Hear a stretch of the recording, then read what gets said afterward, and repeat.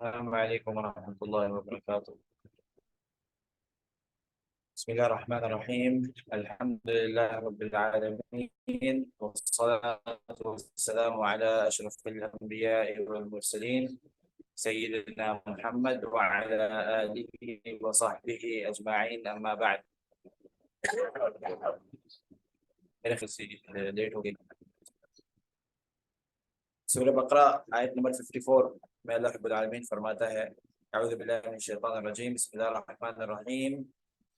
وَإِذْ قَالَ مُوسَى لِقَوْمِهِ يَا قَوْمِ إِنَّكُمْ ظَلَمْتُمْ أَنفُسَكُمْ بِاتِّخَاذِكُمُ الْعِجْلَ فَتُوبُوا إِلَى بَارِئِكُمْ فَاقْتُلُوا أَنفُسَكُمْ ذَلِكُمْ خَيْرٌ لَكُمْ عِنْدَ بَارِئِكُمْ فَتَابَ عَلَيْكُمْ إِنَّهُ هُوَ التَّوَّابُ الرَّحِيمُ. وَإِذْ قُلْتُمْ يَا مُوسَى لَن نُّؤْمِنَ لَكَ حَتَّى نَرَى اللَّهَ جَهْرَةً فَأَخَذَتْكُمُ الصَّاعِقَةُ وَأَنْتُمْ تَنظُرُونَ ثُمَّ بَعَثْنَاكُمْ مِنْ بَعْدِ مَوْتِكُمْ لَعَلَّكُمْ تَشْكُرُونَ.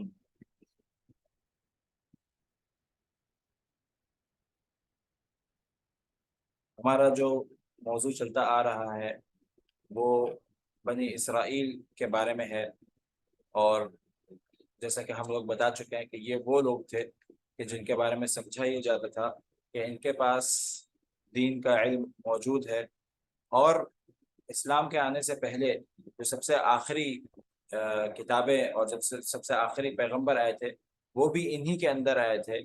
جو اس کی سب سے بڑی وجہ بنا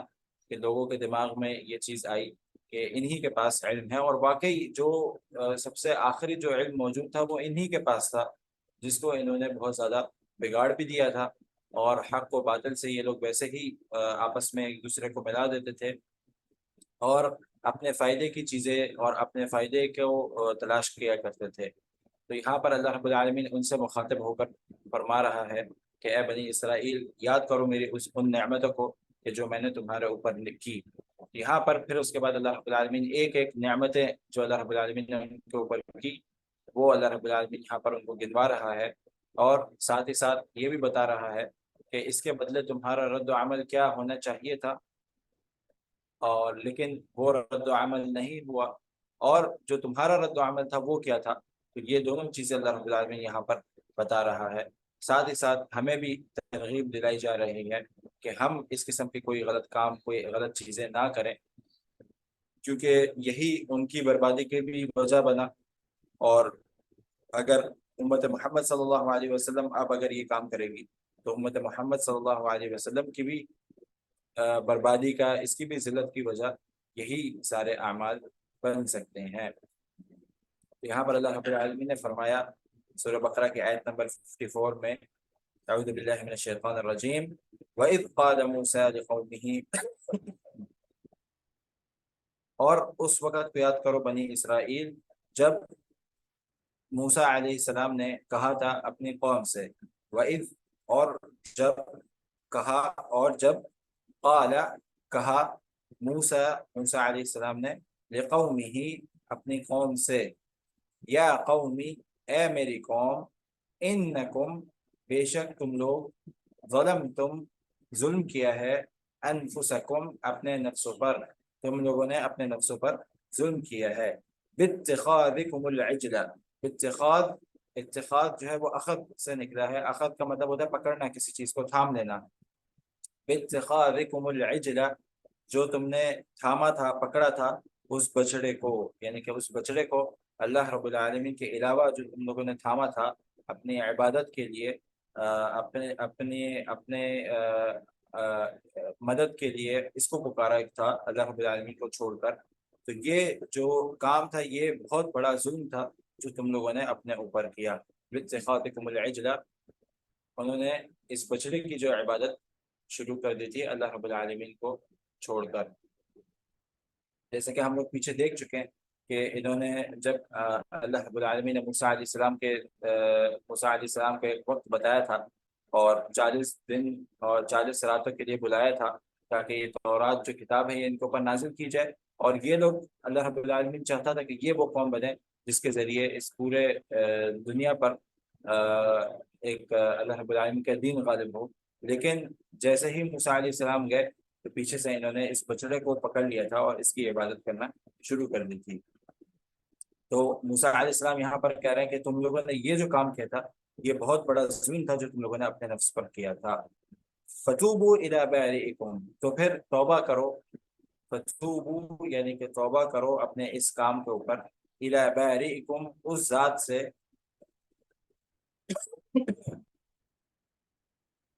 کہ جس نے تمہیں پیدا کیا ہے،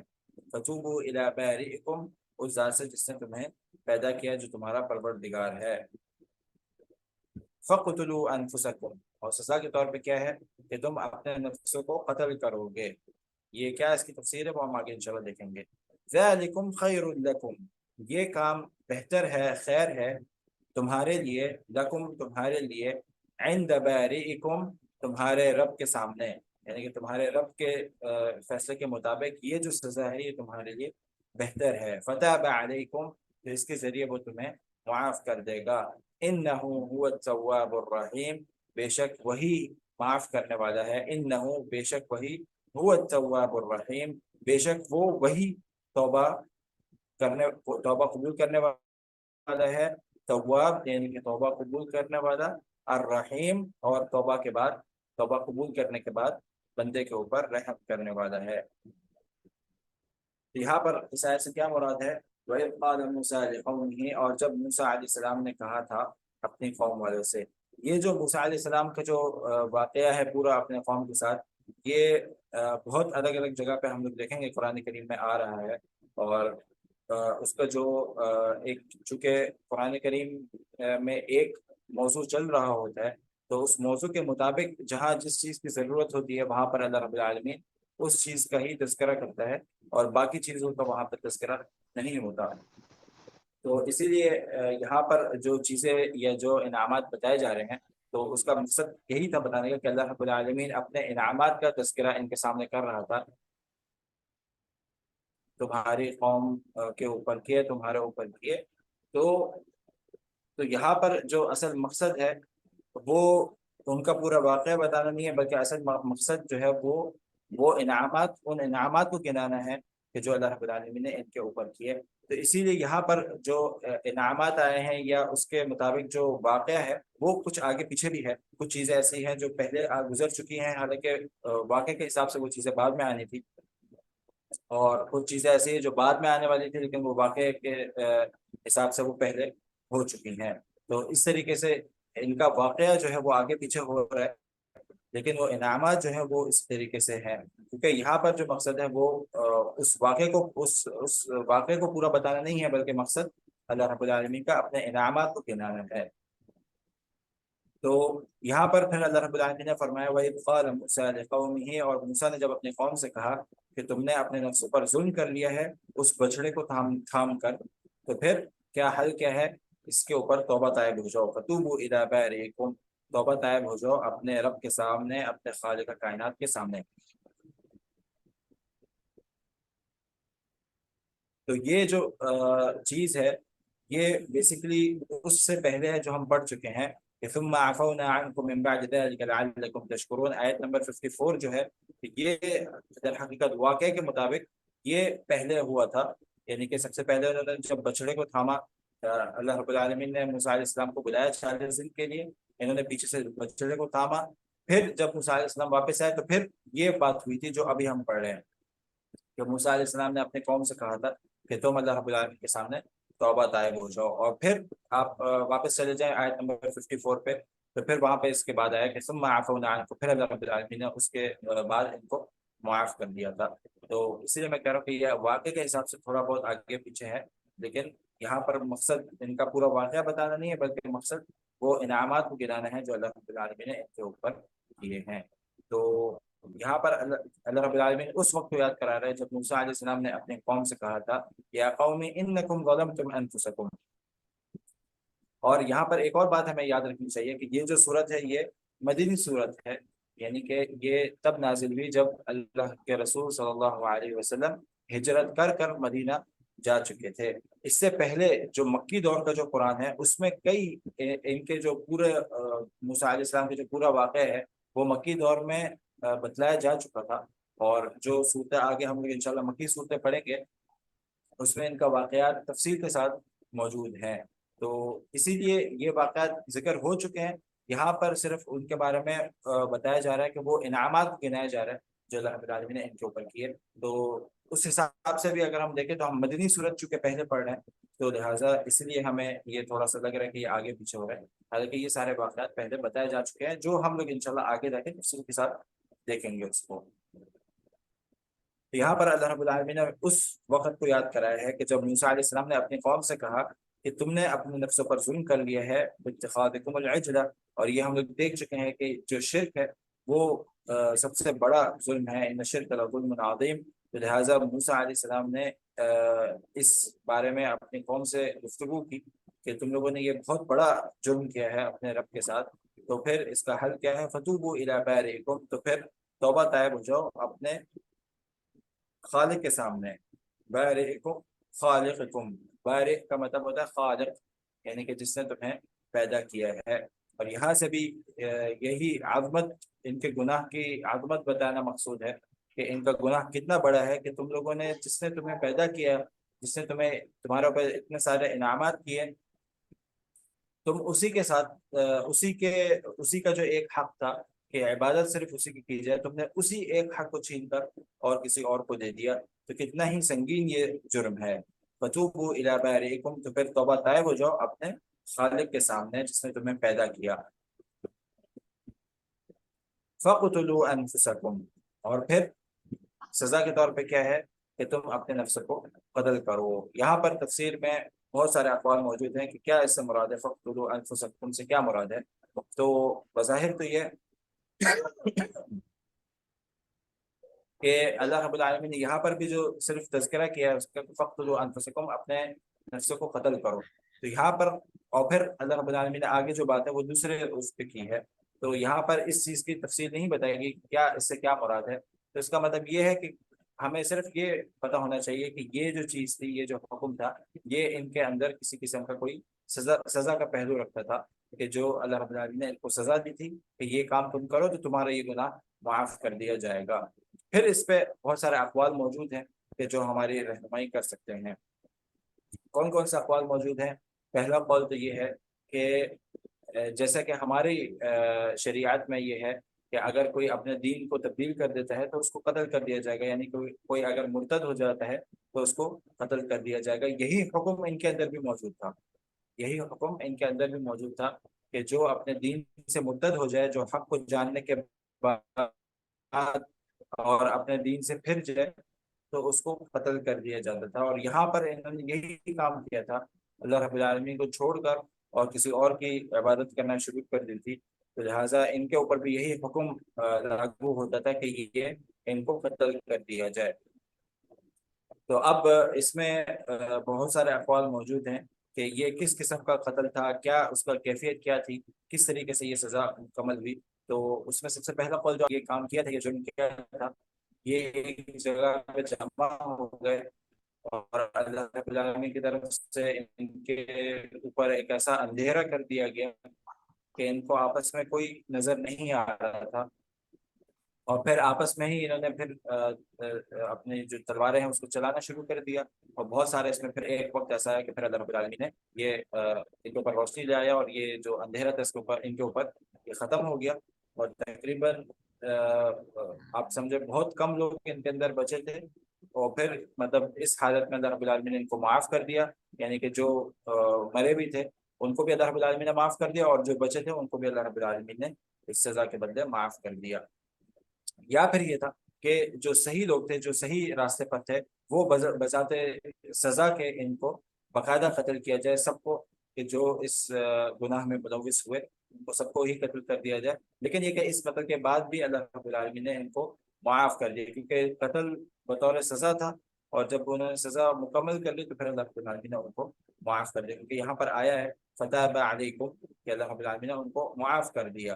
اس کے بدلے۔ تو بہرحال جو بھی اس کی کیفیت تھی، ہمارا اصل مقصد اس کیفیت کو معلوم کرنا نہیں ہے، بلکہ اصل مقصد ہمارا یہ ہے کہ اللہ رب العالمین نے ان کے اندر ایک قسم کی سزا رکھی تھی، اور جب وہ سزا مکمل ہوئی تو اللہ رب العالمین نے ان کو معاف کر دیا۔ فقتلوا انفسکم، تو اپنے نفسوں کو قتل کرو، ذالکم خیر لکم عند بارئکم، یہ بہتر ہے کام، یہ خیر کا کام ہے تمہارے رب کے نزدیک۔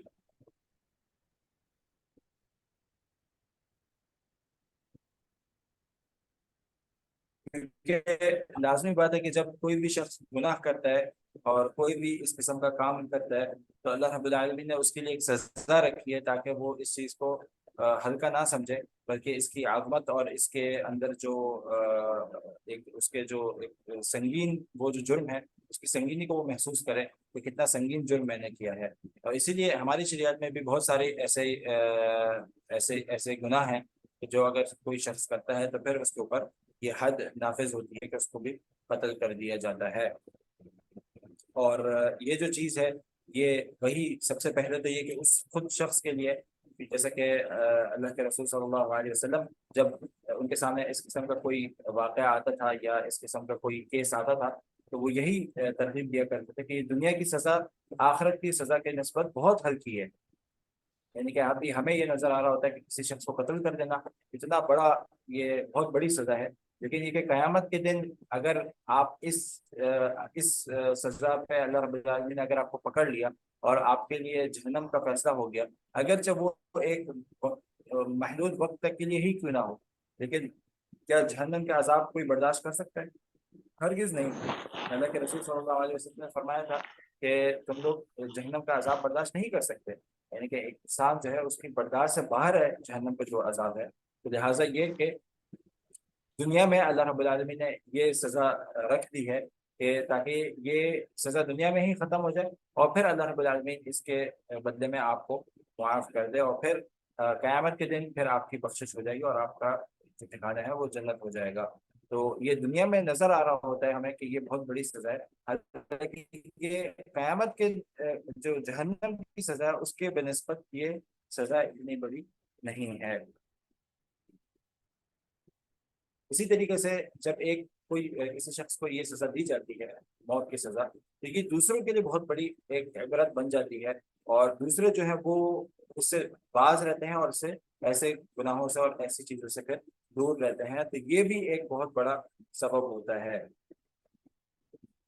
اس طریقے سے ہم لوگ آگے انشاءاللہ دیکھیں گے آیت قصاص جو ہے، جس میں اللہ رب العالمین نے قصاص کا حکم دیا ہے، اس میں یہی ہے کہ اس میں تمہارے لیے زندگی ہے۔ یعنی کہ قصاص کیا ہے؟ قصاص یہ ہے کہ اگر کوئی شخص کسی دوسرے شخص کو بغیر کسی حق کے قتل کرتا ہے تو لہٰذا اس کو بھی بطور سزا قتل کر دیا جائے گا۔ یعنی کہ جو قاتل ہے، جو قتل کرنے والا ہے، اگر اس نے بغیر کسی حق کے قتل کیا ہے تو پھر اس کو بھی سزا کے طور پہ قتل کر دیا جائے گا۔ اور پھر اللہ رب العالمین نے کیا فرمایا کہ اس سزا میں تمہارے لیے زندگی ہے۔ اور کس حساب سے زندگی ہے؟ زندگی اسی حساب سے کہ اگر یہ اس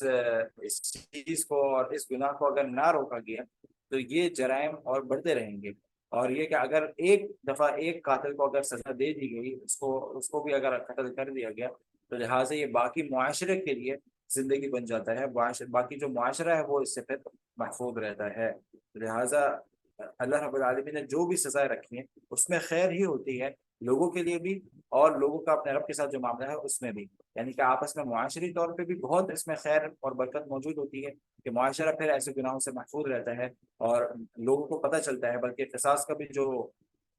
حکم ہے یا باقی بھی جتنی حدیں ہیں وہ یہی ہے کہ وہ لوگوں کے سامنے ہوں۔ لوگوں کے سامنے ہونے کی ایک حکمت کیا ہے کہ تاکہ لوگ جب اس کو دیکھیں تو ان کے دل و دماغ میں اس کی ایک جو عظمت ہے وہ بیٹھے اور وہ پھر اس گناہ سے دور رہیں، اور یہ بہت زیادہ ضروری ہے۔ یہ بہت زیادہ ضروری ہے، جس طریقے سے ایک معاشرے میں پولیس کا ہونا یا فوج کا ہونا ضروری ہے، اسی طریقے سے معاشرے میں سزا کا ہونا بھی ضروری ہے، کہ انسان جو ہے اس کو شیطان پھسلا ہی دیتا ہے، اس کو شیطان بھٹکا ہی دیتا ہے۔ تو بہت زیادہ ضرورت ہے کہ اس کے لیے ایک سزا بھی رکھی جائے، اور لازمی بات اللہ رب العالمین جو ہے وہ انسان کی فطرت سے بخوبی واقف ہے کہ اللہ رب العالمین ہی ہے جو ہمارا خالق ہے۔ اس لیے یہاں پر یہ لفظ خاص طور پر موسیٰ علیہ السلام نے ارشاد فرمایا کہ فتوبوا الی بارئکم، توبہ کرو اس ذات سے جس نے تمہیں پیدا کیا، اور جو پیدا کرتا ہے اس کو پورا پتا ہوتا ہے کہ میں نے کیا چیز پیدا کی ہے اور کیا کیا ایسی چیزیں ہیں جو ضروری ہیں اس کے لیے۔ تو لہٰذا یہ جو سزا کا ایک معاملہ ہے یہ بھی ہمارے انسان کے لیے، معاشرے کے لیے، انسان کے ایک مجتمع کے لیے بہت زیادہ ضروری ہے۔ اور اسی لیے ہم لوگ یہ دیکھتے ہیں کہ جس معاشرے میں یہ سزا کا رواج نہیں ہوتا، پھر اس معاشرے میں وہ برائی کم ہونے کے بجائے وہ برائی بڑھتی رہتی ہے۔ اور جہاں پر اس یہ سزا نہیں ہے جو اسلامی سزا، یہ کہ اب جب یہ دین آ گیا، دین محمد آ گیا، تو پھر وہاں پر اگر سزا موجود بھی ہے لیکن اس قسم کی سزائیں نہیں ہیں جو شریعت نے ہمیں بتائی ہے، تو اس کے بھی نقصان دیکھے جا چکے ہیں۔ یعنی کہ اگر شریعت آپ سے یہ کہتی ہے کہ اگر کوئی شخص چوری کرے اور وہ چوری اتنی بڑی ہو، ایک اس کے مقدار ہے، اگر وہ اس سے زیادہ ہو تو پھر اس پہ اس کے ہاتھ کاٹے جائیں گے، اور پھر اس کے اوپر جو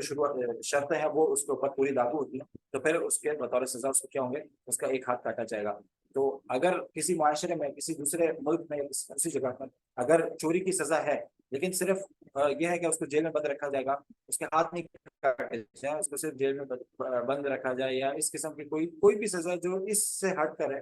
تو وہاں پر بھی اس کے نقصان دیکھے گئے ہیں کہ وہ جرم اتنا ہی نہیں رہتا بلکہ اور زیادہ بڑھتا ہی رہتا ہے۔ وہ لوگ اس سزا کو ہلکا لے لیتے ہیں اور پھر وہ جو جرائم اس میں بڑھتے ہی رہتے ہیں، کیونکہ یہی وہ بات واپس گھوم کے آ جاتی ہے کہ جب اللہ رب العالمین نے ہمیں پیدا کیا ہے، جیسے کہ اللہ رب العالمین نے خود ارشاد بھی فرمایا سورہ ملک میں، الا یعلم من خلق، کیا وہ نہیں جانتا کہ جس نے پیدا کیا، وہی تو جانتا ہوگا سب سے زیادہ جس نے پیدا کیا ہے۔ تو لہٰذا اللہ رب العالمین سب سے بہتر چاہتا ہے کہ یہ جو سزا ہے، یہ جو گناہ ہے، اس پہ کتنی سزا رکھی جائے تو پھر یہ انسان جو ہے وہ اس سے دور رہ سکتا ہے۔ تو پھر اللہ رب العالمین جو سزائیں رکھی ہیں وہ سب سے بہترین سزائیں ہیں اس معاشرے کے حساب سے بھی، اور اس کا جو تعلق اپنے رب کے ساتھ اس میں بھی، کہ اللہ رب العالمین جانتا ہے کہ سب سے بہترین سزا اس کے لیے کیا ہونی چاہیے، جو اس کا پورا کا پورا انصاف ہو، اس میں پھر کسی قسم کا ظلم کسی اور کے اوپر نہ ہو رہا ہو۔ تو لہٰذا اس کو ہمیں یہی دیکھنا چاہیے، اور ہمارے ایمانیات کی یہ حصہ ہے کہ اللہ رب العالمین نے جو بھی شریعت میں جو بھی احکامات نازل کیے ہیں وہ پورے طریقے سے 100% ہماری انسانیت کے لیے پورے طریقے سے ایک تو پریکٹس کے لائق بھی ہیں، یعنی کہ کوئی شخص کہتا ہے کہ اس کے اوپر عمل نہیں ہو سکتا یا آج کے زمانے میں اس کے اوپر عمل نہیں ہو سکتا، تو بالکل وہ ہمارے عقیدے سے باہر ہے، اور ہم اس سے برات کا اعلان کرتے ہیں۔ ہمارا عقیدہ اور ہمارا منہج کیا ہے کہ یہ جو دین مطلب محمد صلی اللہ علیہ وسلم کے اوپر نازل ہوا ہے یہ قیامت تک کے لیے ہے، اس کی جو سزائیں ہیں، جو اس کی جزائیں ہیں وہ قیامت تک کے لیے ہیں، اور یہ پورا امپلیمنٹ ہونے والا دین ہے۔ یہ تب بھی امپلیمنٹ ہونے والا تھا، یہ آج بھی ہے، اور یہ کل بھی ہر دور میں رہے گا، چاہے انسان جتنی بھی ترقی کر لے، جو کچھ بھی کر لے، لیکن یہ چیزیں تبدیل ہونے والی نہیں ہیں۔ اور اسی میں ہمارے لیے بھلائی ہے، اگر انسان اس کے اوپر سوچنا شروع کرے اور اس سے فائدے نکالنا شروع کرے تو واقعی وہ کتنے ہی ایسے فائدے نکال کے بیٹھے گا، اور انسان کی فطرت کے مطابق اس کو یہ پتہ چلے گا کہ واقعی یہ جو سزا رکھی گئی ہے یہ بالکل انسانوں کی فطرت کے مطابق ہے، اور اس میں کسی قسم کے اوپر، کسی اور کے اوپر کسی قسم کا کوئی ظلم نہیں ہو رہا۔ یعنی کہ ایک شخص کے بارے میں سوچا جائے کہ اس نے پوری اپنی زندگی محنت سے اور مزدوری کر اور ایک رقم جمع کی، اور پھر کوئی شخص آئے اور وہ نہ اس کی کوئی ضرورت ہے، نہ اس کے اوپر کوئی اس قسم کی کوئی چیز ہے، اور وہ آ کے اس کا پورا مال اس سے زبردستی لے کے چلا جائے یا چوری کی صورت میں لے کے چلا جائے، تو سوچے صرف اس شخص کے اوپر کیا گزر رہی ہوگی جس کے پاس آگے اس کے معاملات کے لیے اس نے اپنی کچھ رقم جوڑ کے رکھی تھی جو کہ بالکل حق حلال کی تھی، تو اس کے اوپر کتنا ہی ایک بڑا ایک صدمہ ہوگا، وہ کس طریقے سے اپنے معاملات کو پورا کرے گا۔ تو پھر جب اس کی طرف سے دیکھا جاتا ہے تو واقعی یہ پھر سزا بنتی ہے کہ واقعی پھر ایسا جو شخص ہے جس کی ضرورت بھی نہیں تھی، اسی لیے اسلام میں ایک حد مقرر ہے کہ اگر اس سے نیچے نیچے کی چوری ہوتی ہے اور اگر اس کو کوئی جو چوری کرنے والا ہے اس کی کوئی ضرورت ہے تو پھر اس کے ہاتھ نہیں کاٹے جاتے، ہاتھ کس کے کاٹے جاتے ہیں کہ جو اس مقدار سے اوپر ہو اور اس کی ضرورت بھی نہ ہو، اس کے اوپر وہ شرطیں بھی ساری مکمل ہوتی ہے، تب جا کے ایسے شخص کے ہاتھ کاٹے جاتے ہیں۔ یعنی کہ اب اس کے پاس کوئی اور بہانہ نہیں ہے سوائے اس کے کہ اس نے صرف اپنی خواہشات کے لیے، اپنے مال کی زیادتی کے لیے، یا اپنے ایک مستی میں اس نے آ کر اس نے یہ گناہ کو انجام دیا، کیونکہ بہت سارے گناہ ایسے ہیں جب ایک انسان کے پاس مال و دولت بہت زیادہ ہوتی ہے، اس کے پاس یہ دنیا کی متاع بہت زیادہ ہوتی ہے اور علم نہیں ہوتا، جب اس کے بعد کوئی مقصد نہیں ہوتا زندہ رہنے کا، تو پھر وہ اس کے اندر جو ایک شرارت ہے وہ جاگ اٹھتی ہے، اس کے اندر کا ایک جو شیطان ہے وہ جاگ اٹھتا ہے، اور پھر وہ اس قسم کے جرائم کو انجام دیتا ہے۔ یعنی کہ کتنا ہی سننے میں آتا ہے کہ انٹرنیٹ پہ ایسی ویڈیوز جو ہیں وہ بہت زیادہ بھاری قیمت پہ خریدی جاتی ہیں، جس میں انسان کو الگ الگ طریقوں سے مارا جاتا ہے، انسان کو قتل کیا جاتا ہے، اور اس کو الگ الگ طریقے سے اس کو اذیت پہنچائی جاتی ہے، اور اس کی باقاعدہ لوگ ویڈیو بناتے ہیں، اور یہ ویڈیو جو ہے وہ جو بہت امیر لوگ ہیں وہ اس کو بہت زیادہ قیمت دے کے خریدتے ہیں۔ کیوں خریدتے ہیں؟ تاکہ اس کو دیکھیں اور اس سے مزے اٹھائیں۔ مطلب دیکھیں صرف کہ انسان کے اندر کتنا ہی اگر اس شیطان کو قابو نہ کیا جائے تو یہ شیطانیت کتنی انسان کے اندر بڑھ جاتی ہے، کہ کیسا ایک آدمی سوچ کے بھی خوف آتا ہے، اور وہ لوگ اس کو دیکھ کے، اس چیزوں کو دیکھ کے اس کے اوپر مزے لیتے ہیں، اس سے مزے حاصل کرتے ہیں۔ تو یہ تب بھی ہو سکتا ہے جب اس شیطانیت کو روکا جائے، اور یہ شیطانیت کو کیسے روکا جا سکتا ہے؟ یہ ایسے ہی روکا جا سکتا ہے کہ جب اللہ رب العالمین کی حدیں صحیح طور پہ نافذ ہوتی ہیں، تبھی اس شیطانیت کو انسان روک سکتا ہے۔ تو اسی لیے اللہ رب العالمین نے فرمایا کہ ذالکم خیر لکم عند بارئکم، یہ سزائیں جو ہے یہ تمہارے لیے بہت بہتر ہے عند بارئکم، اور تمہارے رب کے ساتھ بھی بہت بہتر ہے، کیونکہ لازم بات ہے اگر ایسا کوئی گناہ سرزد ہو جاتا ہے تو پھر یہ کہ انسان اس کی جو طریقہ کار ہے اگر اس کے اوپر آ کے اور وہ سزا کو مکمل کرتا ہے تو پھر یہ کہ وہ قیامت کے دن جو اس کا عذاب ہے اس سے بچ جائے گا، اور قیامت کے جو عذاب ہے وہ بہت ہی زیادہ دردناک ہے۔ فتاب علیکم، تو پھر کیا ہوا؟ اللہ رب العالمین نے ان کی توبہ کو قبول کیا اور انہیں معاف کر دیا۔ انہ هو التواب الرحیم، بے شک وہی توبہ قبول کرنے والا ہے، اور وہی توبہ قبول کر کے پھر اس کے بعد رحم کرنے والا ہے۔ یعنی کہ یہ اللہ رب العالمین کی صفات ہیں کہ اللہ رب العالمین سب سے پہلے تو بندے کی توبہ قبول کرتا ہے، اور پھر توبہ قبول کرنے کے بعد ایسا نہیں ہے کہ اس کو پھر چھوڑ دیتا ہے کہ ٹھیک ہے اب میں توبہ تو قبول کر لی لیکن اب تم جاؤ، تمہیں جو کرنا ہے وہ کرو۔ نہیں، اس طریقے کا نہیں ہے، جیسے کہ لوگوں کا معاملہ ہوتا ہے تو توبہ تو قبول کر لیتا ہے لیکن پھر اس کی شکل دیکھنا بھی گوارا نہیں ہوتی ہے۔ تو اللہ رب العالمین کے ساتھ ایسا معاملہ نہیں ہے۔ اللہ رب العالمین جب ایک بندے کی توبہ قبول کرتا ہے پھر اس کے اوپر رحم بھی کرتا ہے، اس سے محبت بھی کرتا ہے۔ یہ اللہ رب العالمین کی صفات ہے، انہ هو التواب الرحیم، بے شک وہی توبہ کو قبول کرنے والا ہے اور پھر اس کے بعد رحم بھی کرنے والا ہے۔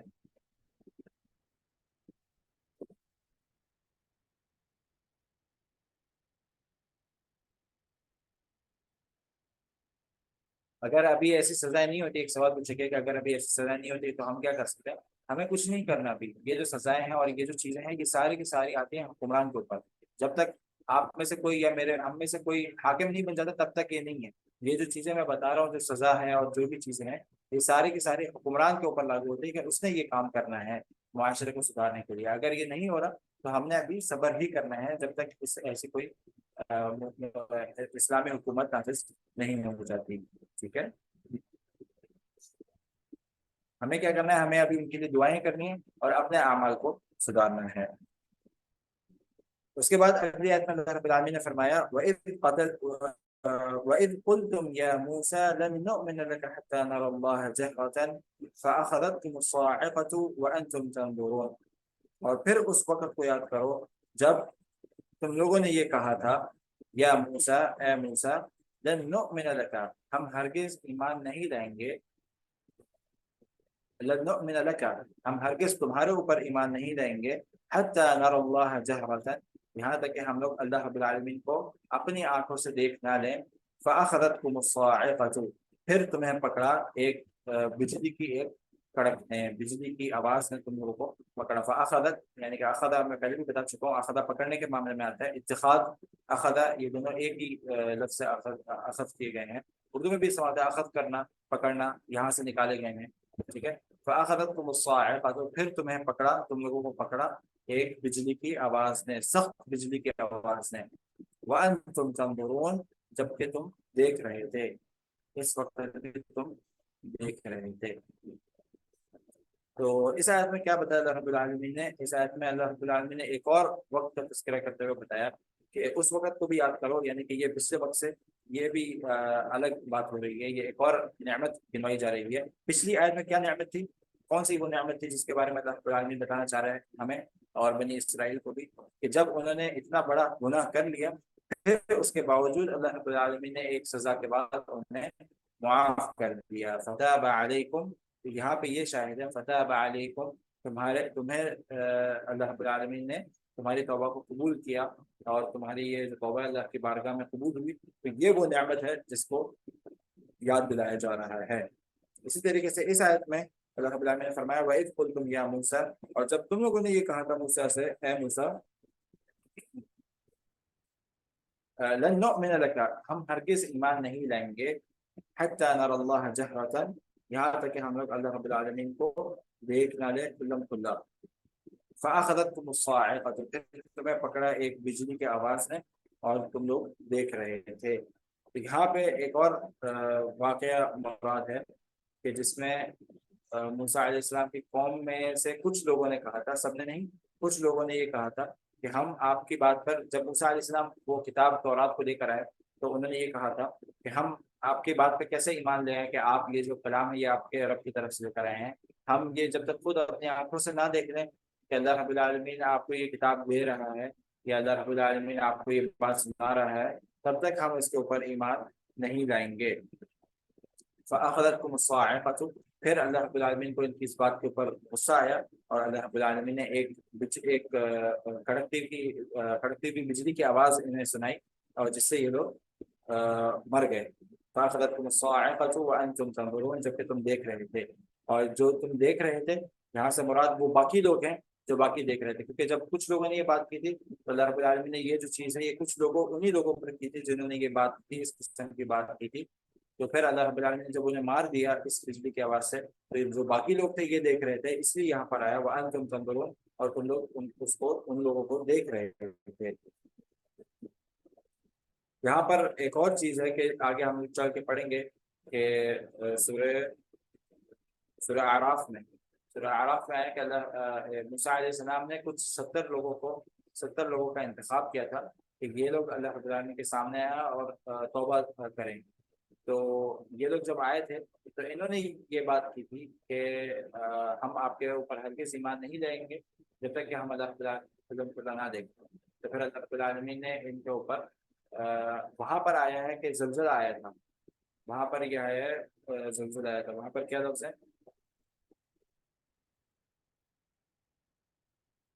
رجفہ، فاخذتهم الرجفۃ، تو رجفہ جو ہے یہ زلزلہ کے معنی میں آتا ہے کہ وہاں پر زلزلہ مراد تھا کہ وہاں پر ان کے اوپر زلزلہ آیا ایک، اور اس زلزلہ کے نتیجے میں یہ لوگ ہلاک کر دیے گئے۔ اور یہاں پر جو ہے وہ بجلی کی آواز ہے، صاعقہ کہتے ہیں بجلی کی آواز کو، جو ہم پہلے بھی پڑھ چکے ہیں، صاعقہ کہتے ہیں بجلی کی آواز کو، بجلی کی کڑکتی ہوئی آواز کو۔ بہرحال ہو سکتا ہے کہ وہ زلزلہ آیا ہو اور اس کی جو آواز نکلتی ہے وہ بجلی کی طریقے سے، جیسے بجلی کی سخت آواز ہے ایسے اللہ رب العالمین نے اس کی آواز کو سخت کر دیا ہو اور وہ ہوا ہو۔ بہرحال جو بھی واقعہ ہوا، اصل انجام کیا ہے کہ اس سے یہ لوگ ہلاک کر دیے گئے، اس آواز سے یا اس زلزلے سے یہ لوگ بالکل ختم کر دیے گئے، اور تم لوگ اس حالت میں ان کو دیکھ رہے تھے۔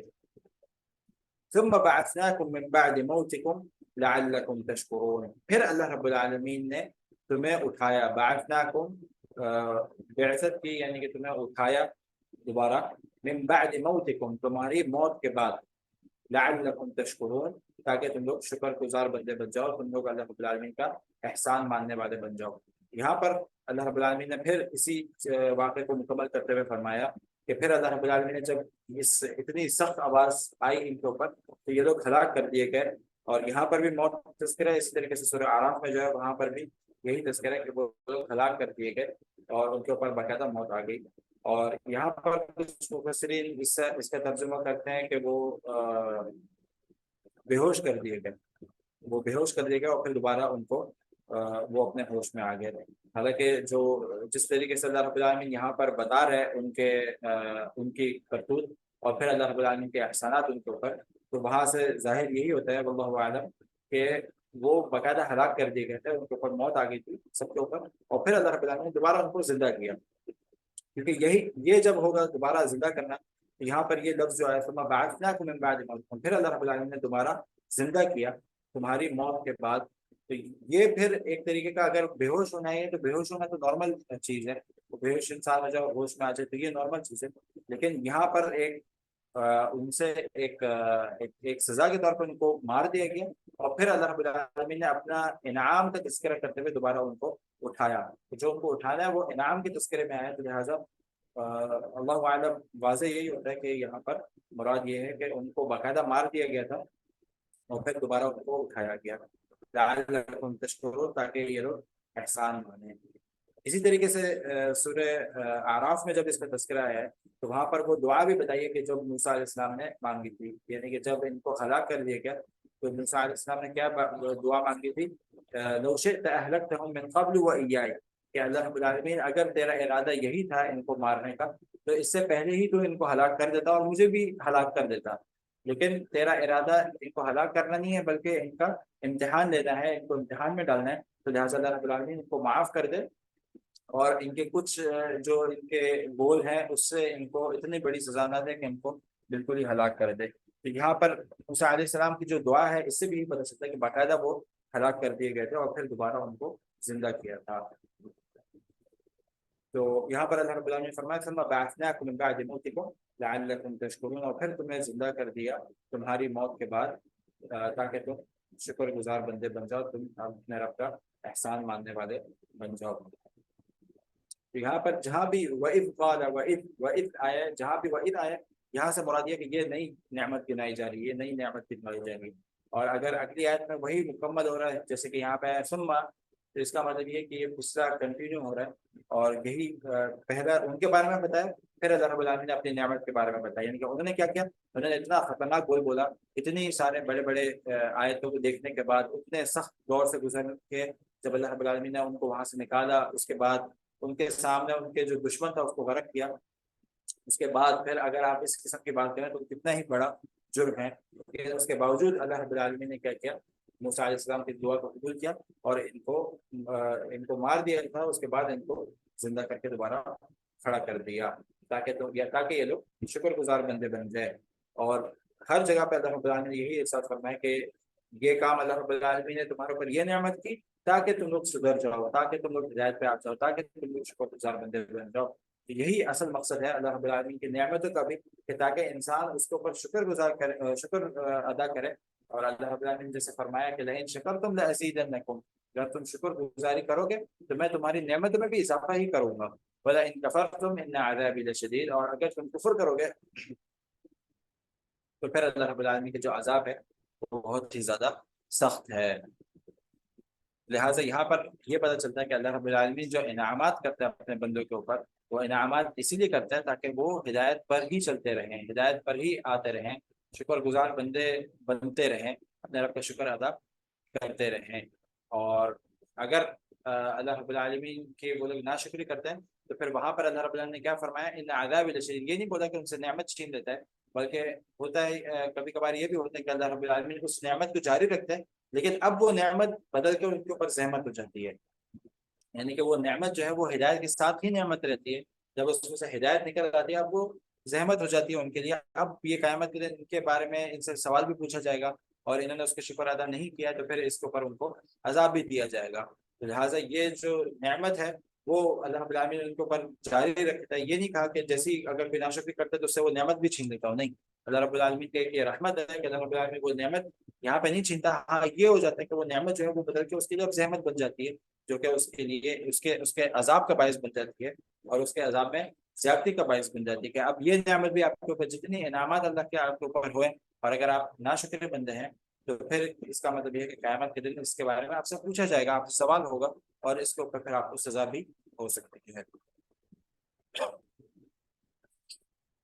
یہاں پر بھی اللہ رب العالمین نے یہی فرمایا کہ تمہیں پھر تمہارے اوپر یہ انعام کیا، پھر وہی جو انعامات کا تذکرہ ہے وہ انعام جو ہے یہاں پر دوسری آیت میں ہے، پہلی آیت میں تو ان کے بارے میں بتایا کہ انہوں نے کیا جرم کیا، اس پہ ان کو کیا سزا ملی، اور پھر جو دوسری آیت ہے ثم بعثناکم، تو یہ وہ انعام ہے جو اللہ رب العالمین نے ان کے اوپر کیا جس کو یاد دلایا جا رہا ہے کہ پھر ہم نے تمہیں موت دینے کے بعد تمہیں واپس دوبارہ زندہ کیے تاکہ تم لوگ اللہ رب العالمین کے شکر گزار بندے بنو اور اللہ رب العالمین کا شکر ادا کرو۔ تو یہ وہ چند آیت تھی کہ جس کو آج ہم لوگوں نے دیکھا، باقی انشاءاللہ آیت نمبر 57 سے ہم لوگ کل اس کو انشاءاللہ مکمل کریں گے۔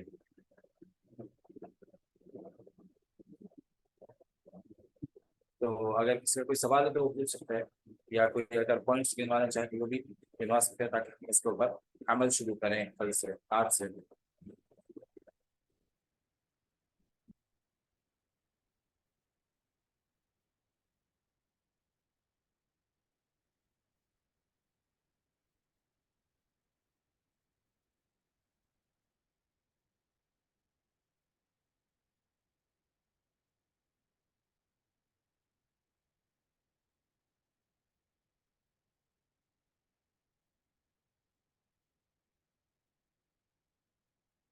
جی کسی کا کوئی سوال نہیں ہے؟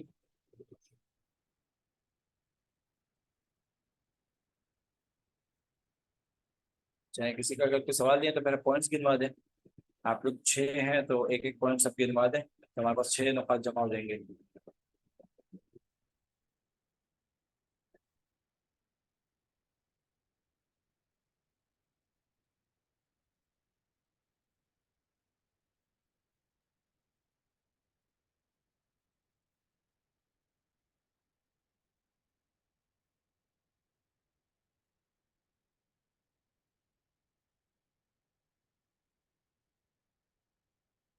تو اللہ رب العالمین کی نعمتوں کا شکر ادا کرنا چاہیے. اللہ رب العالمین کی جتنی بھی نعمت ہے ان کا شکر ادا کرنا چاہیے. اللہ رب العالمین کو بہت زیادہ پسند ہے اور اس سے آپ کی جو نعمت ہے اس میں اضافہ ہی ہوتا ہے.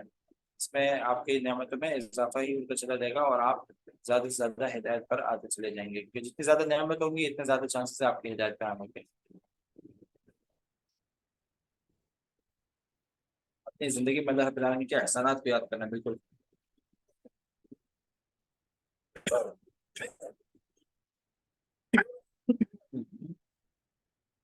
یہاں پر اللہ رب العالمین نے جو ان کے اعمال کو ظاہر کیا ہے اور ساتھ ساتھ اپنی نعمتوں کو گنوایا ہے تو اس سے یہی ایک اشارہ ملتا ہے کہ انسان کو جس طریقے سے اللہ رب العالمین نے ان کی یہ گناہوں کو گنوایا اسی طریقے سے ہم میں بھی چاہیے کہ ہم بھی اپنے طور پر اپنے گناہوں کو دیکھیں کہ کیا کیا میں نے ایسے گناہ کیے ہیں آج جس کو میں چھوڑ سکتا ہوں اور اپنے گناہ کو بھی دیکھیں اور پھر اللہ رب العالمین کی نعمتوں کو بھی ساتھ ساتھ یاد کریں کہ اللہ رب العالمین کی آج کتنی نعمتیں میرے اوپر آئی ہیں. جب یہ چیز بھی آپ اس کو بھی لکھتے چلے جائیں گے نا تو انشاءاللہ بہت چانسز ہے کہ آپ کے گناہوں میں کم ہوتے چلے جائیں گے. آپ کے جو بھی گناہ جو آپ نے کیے ہیں آپ سونے سے پہلے آپ ایک دفعہ دوبارہ اس پہ ریوائز کریں کہ آج کے دن میں نے کیا کیا گناہ کیے ہیں جو مجھے نہیں کرنا چاہیے تھا. تو پھر وہ آپ کے سامنے آ جائے گا کہ آج میں نے 5 گناہ کیے, میں نے کسی کو گالی دی ہے, کسی کے ساتھ برا کیا ہے, کسی کے ساتھ وہ کیا. پھر کوشش کریں اگلے دن ان کو صحیح کرنے کی اور پھر یہ بھی دیکھیں کہ اللہ رب العالمین نے کتنے ہی نعمتیں آپ کے اوپر کی ہیں. اور نعمتوں کو دیکھنے کا ایک بہت بہترین طریقہ یہ کوشش یہ کرنی چاہیے کہ مہینے میں یا ہفتے میں ایک دفعہ ہسپتال کا چکر لگایا جائے, ہاسپٹلس میں جا کے دیکھا جائے کہ کیا کس طریقے سے مریض ہوتے ہیں اور کیا کیا عجیب و غریب بیماریاں ہوتی ہیں لوگوں کو. اللہ رب العالمین نے آپ کو اگر اس بیماری سے دور رکھا ہے تو کتنی بڑی نعمت ہے اللہ رب العالمین کی آپ کے اوپر. یعنی کہ ایک وہ حدیث میں آتا ہے نا کہ ایک شخص کے پاس اگر ایک دن کا راشن موجود ہو, ایک دن کا کھانا پینے کا موجود ہو اور وہ جب صبح اٹھے تو وہ صحت اور تندرست ہو تو اس کے اوپر دنیا کی ساری نعمتیں مکمل ہو چکی ہیں. یعنی کہ صحت کتنی بڑی نعمت ہے کہ آپ کی اس دنیا میں کہ اللہ کے رسول نے فرمایا کہ اگر آپ صحت مند ہیں اور آپ کے پاس راشن موجود ہے یعنی کہ آپ کو کوئی فکر نہیں ہے آج کے دن کی تو اس کا مطلب ہے آپ کے اوپر آج کے دن اللہ رب العالمین نے نعمتیں مکمل کر دی ہیں. اب اس سے زیادہ اور کوئی نعمت نہیں ہو سکتی. لیکن یہ کہ ہمیں اس چیز کا احساس نہیں ہوتا کیونکہ ہم ایک روٹین لائف میں ہی گھوم رہے ہیں. جب ہم اس سے باہر نکل کے دیکھتے ہیں کہ لوگوں کے ساتھ کیا مسائل ہیں, ہاسپٹلس میں جا کے جب دیکھیں گے کہ کیا مسائل ہیں لوگوں کے ساتھ, کیا کیا کس کس قسم کی بیماریاں ان کو, تب جا کے آپ کو احساس ہوتا ہے واقعی اللہ رب العالمین نے کتنی آپ کو کتنی ہی بیماریوں سے آپ کو دور رکھا ہوا ہے اور آپ کے اوپر آپ کے اوپر جو نعمت اللہ تعالیٰ نے کی ہے اس کا آپ کو وہ نعمتیں پھر نظر آنا شروع ہو جاتی ہیں. اور پھر جب یہ نعمتیں نظر آتی ہے, جب آپ کو اس کا احساس ہوتا ہے تبھی جا کے بندہ صحیح طریقے سے اس کا شکر ادا کر سکتا ہے. یعنی کہ وہ نعمتیں جب آپ کے سامنے ہوں گی جتنا زیادہ آپ کو اس بات کا احساس ہوگا اتنا زیادہ آپ پھر اللہ رب العالمین سے اس کا شکر ادا کر سکتے ہیں اور آپ کو پھر وہ شکر ادا کرنے میں آپ کو بھی مزہ آئے گا کہ واقعی اللہ رب العالمین نے اتنی ساری نعمتیں میرے اوپر کی تو میں اس کو پھر کھل کے اللہ رب العالمین کے سامنے شکر ادا کروں. تو ایک تو یہ بہت اچھا پوائنٹ ہو گیا آج کا کہ یہ کوشش کرنی ہے کہ ہم جتنے گناہ کر رہے ہیں اس کو ایک نوٹ ڈاؤن کرنا ہے ہر روز کو بنا کر, خاص طور پہ آج کو کریں کہ ہم نے آج کتنے گناہ کیے اس کو دیکھتے رہیں. رات کو پھر ایک حساب لگائیں کہ آج میں نے یہ 4-5 گناہ کیے اور میں کوشش کر کے اب کل یہ نہیں کروں گا. ٹھیک ہے, کل ان گناہوں کے بدلے کوئی نیکی کروں گا, اگر سے وہ نیکی چھوٹی کیوں نہ ہو لیکن وہ نیکی کروں گا تاکہ اس نیکی سے میرے یہ گناہ دھل جائیں. رب العالمین نے فرمایا قرآن کریم میں کہ ان الحسنات یذھبن السیئات کہ نیکیاں جو ہے وہ گناہوں کو ختم کر دیتی ہیں. جب آپ دیکھیں کہ میں نے اگر 5 گناہ کیے ہیں تو آپ کوشش کریں کہ اگلے دن میں کوئی 5 ایسی نیکیاں کروں جو میں نہیں کرتا نارمل اپنے روٹین میں. تو پھر یہ کہ تاکہ اور نیت کیا ہو کہ یہ جو میری نیکی یہ پچھلے گناہوں کو انشاءاللہ کھول دیں گی. تو لہٰذا پھر اللہ رب العالمین بھی آپ کی نیت کے اوپر آپ کے فیصلے کرتا ہے. اور اسی طریقے سے دوسرا کیا ہے کہ اللہ رب العالمین کی جو نعمت ہے آپ کے اوپر اس کو شمار کرنا، اس کو دیکھنا کہ اللہ رب العالمین نے واقعی کتنی نعمتیں ہیں جو آپ کے اوپر کی ہے جس کا ہمیں احساس ہی نہیں ہوتا. یہ بھی بہت زیادہ ضروری ہے آپ کی زندگی میں کہ اس کو دیکھا جائے. تو لہٰذا یہ 2 پوائنٹس ہیں بہت قیمتی، اس کو نوٹ کر لیں اور پھر یہ کہ انشاءاللہ کل تک ہم نے اس کے اوپر عمل کرنا ہے.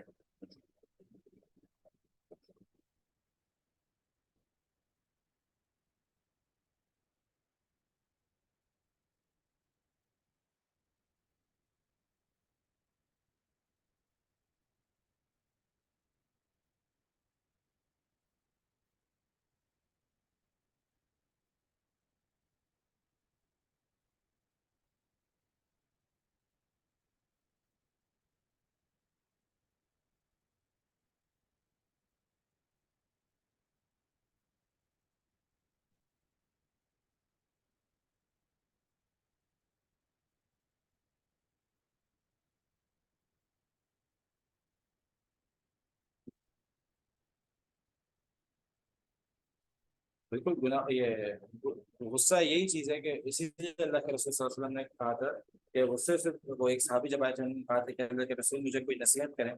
تو اللہ کے رسول صلی اللہ علیہ وسلم نے ان سے کہا تھا کہ غصے سے دور رہو. اور پھر انہوں نے بولا تھا کہ ٹھیک ہے یہ تو صحیح ہے، یہ تو میں انشاءاللہ کر لوں گا. یہ تو مطلب ان کے مطابق یہ بہت آسان کام تھا اور وہ اللہ کے رسول سے بہت